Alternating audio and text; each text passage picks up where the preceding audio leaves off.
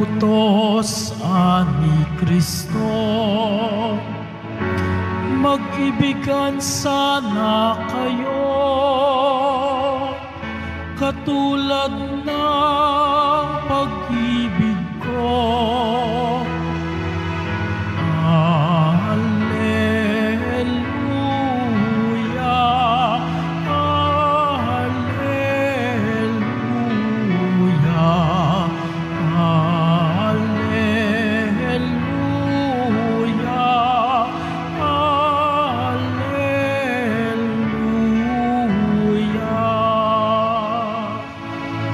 Sumainyo ang Panginoon. At sumayo rin. Ang mabuting balita ng Panginoon ayon kay San Mateo. Puri sa iyo, Panginoon.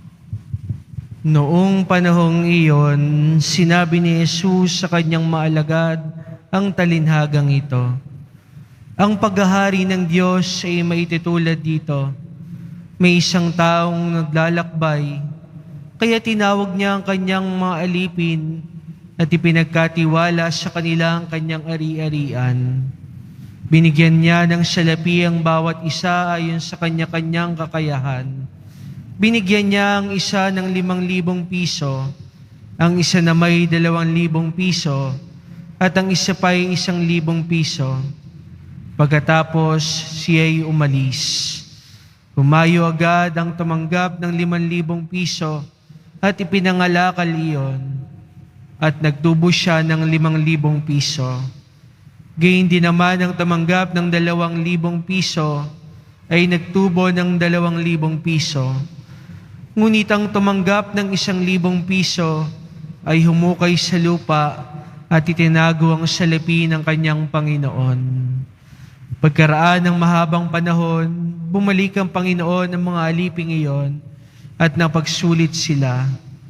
Lumapit ang tumanggap ng 5,000, wika niya, Panginoon, heto po ang 5,000 na bigay ninyo sa akin. Heto po ang 5,000 piso na tinubo ko. Sinabi sa kanya ng Panginoon, magaling at tapat na mabuting alipin, yamang naging tapat ka sa kaunting halaga, pamamahalain kita sa malaking halaga. Makihati ka sa aking kagalakan. Lumapit din ang tumanggap ng 2,000 at ang sabi, Panginoon, heto pong ibinigay ninyong 2,000. Heto naman po ang 2,000 piso na tinubo ko. Sinabi sa kanya ng Panginoon, magaling, tapat at mabuting alipin. Naging tapat ka sa kaunting halaga, kaya pamamahalain kita sa malaking halaga. Makihati ka sa aking kagalakan.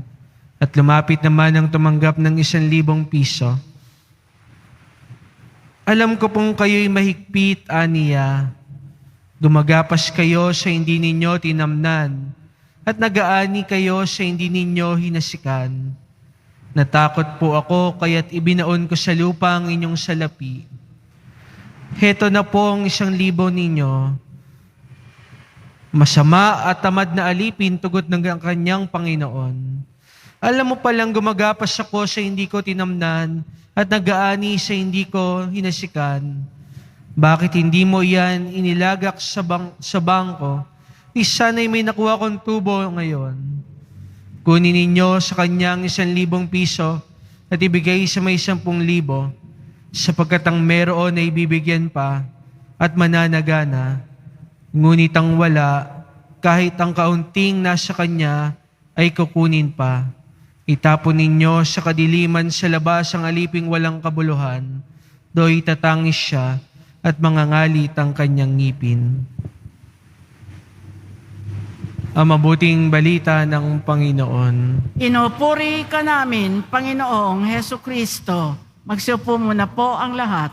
Mga minamahal kong kapatid, narinig po natin sa ating mabuting balita ang isa sa pinakakilala na talinhaga na ipinahayag sa atin ng ating Panginoong Hesus. At ito po ay tumutukoy hindi lamang dun sa talent, no? Kasi po ay the parable of the talent. Hindi lamang po tumutukoy doon sa talent. Yung talent po dito ay tumutukoy dun sa silver coins dun sa original na translation sa Greek.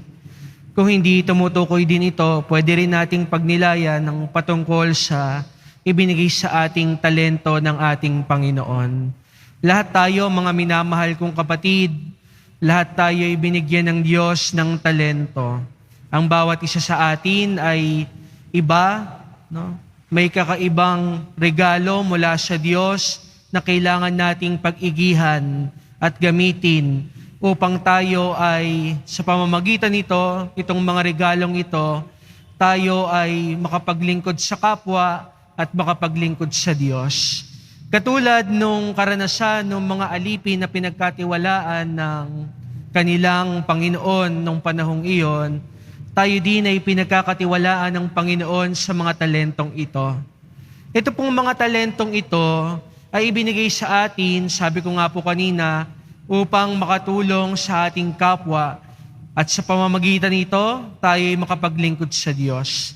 Kaya nga, isang kasalanan ang isang talento na hindi pinag-iigi o hindi ginagamit. Tignan niyo po yung nangyari sa ating mabuting balita. Ano po bang nangyari doon sa pinagkatiwalaan na yung ibinigay sa kanya, pinagkatiwala sa kanyang pera, ibinaon niya sa lupa dahil sa sobrang takot.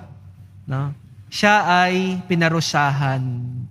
Siya ay nag-suffer dun sa consequences o sa consequence nung kanyang ginawa o dun sa kanyang ginawa, siya ay nag-suffer. At bakit? Sapagkat wala siyang ginawa. Mga minamahal kong kapatid, ang ating Panginoon, lahat tayo, sinabi ko kanina, binigyan ng talento. At isang kasalanan, yung walang gawin. Isang kasalanan, yung meron tayong maibibigay o may ibabahagi, pero hindi natin ibinabahagi, hindi natin isinishare, hindi natin ginagamit. Hindi natin ito ginagamit sa paglilingkod sa Diyos at sa kapwa.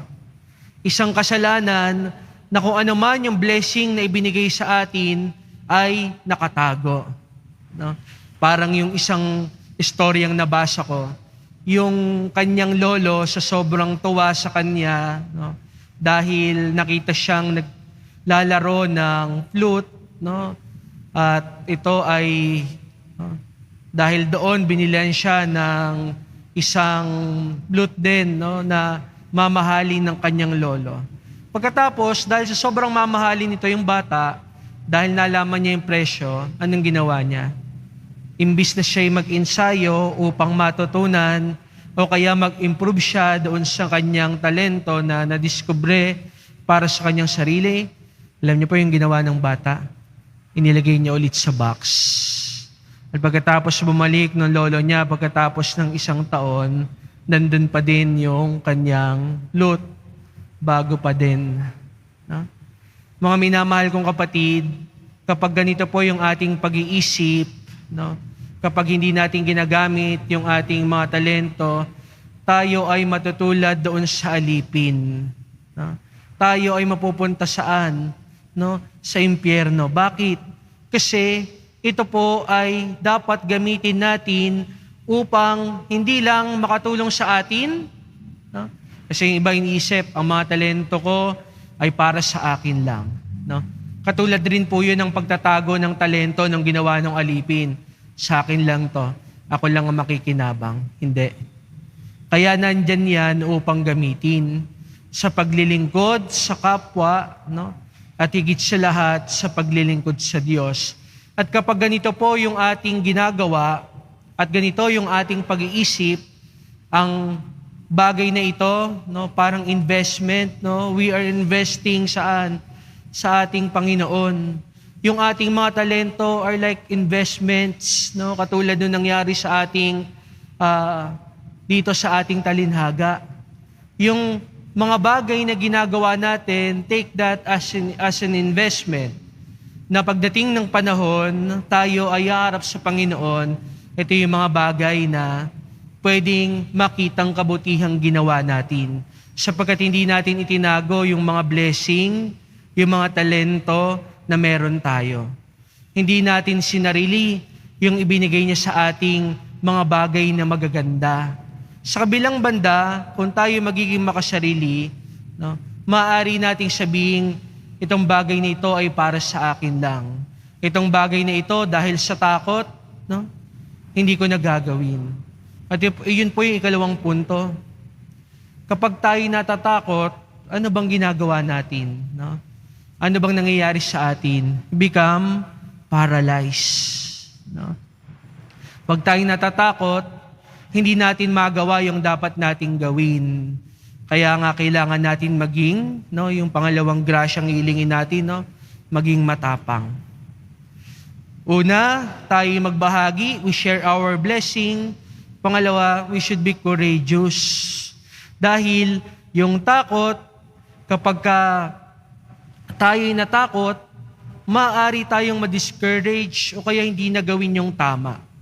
O kaya naman kalimutan na yung paggawa ng mga bagay na makadiyos. No? We became paralyzed because we are so scared. Father, paano ba maging matapang? No? Yung pagiging matapang, hindi naman po yun yung absence ng takot. Yung mga matatapang o yung mga courageous people, meron niyang takot. No? Natatakot sila. No? Kaso pinaglalabanan nila itong takot. At hindi po yung hamon sa atin. Sa patuloy na pagsunod natin sa kalooban ng Diyos, hindi po ito magiging madali. Sa paggawa ng tama at naayon sa kalooban ng Diyos, hindi po ito isang parang desisyon na kapag ginusto natin ngayon, no, mangyayari na. Ito po'y araw-araw na pagpili, no, at pagiging matapang na panindigan yung mabuti. No? Matapang na sinusuong yung isang bagay dahil alam na nasa likod ang Diyos.